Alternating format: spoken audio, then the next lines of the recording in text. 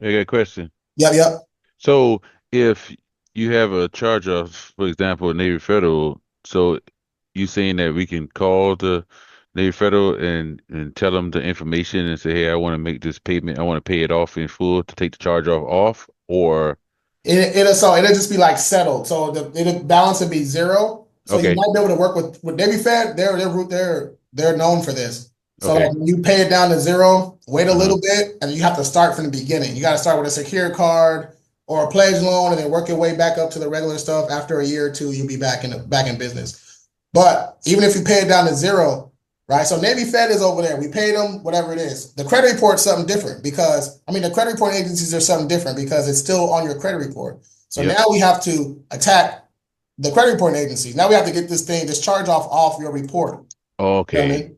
yeah, I follow you now. Okay, Okay, so let me go back.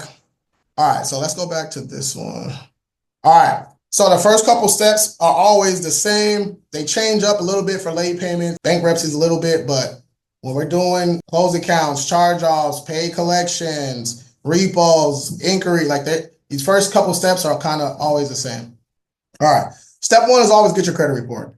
I put my score IQ on here because it shows all your FICO scores. You can get all your FICO auto scores, right? So when you go to the dealership, they might not use a regular FICO 8. They might use a FICO auto score, which is pretty much the same, but instead of using just your Experian FICO 8, your FICO auto score takes all of them and then it chooses the middle or the average, right? Middle score or the average. But yeah, I like my score IQ, so we literally click it. And I like it because it's user friendly and it's everything's tri-merged. You get a 7-day trial, $1, and then it goes up to $32.99. But it looks like this right here. Let's go to client results.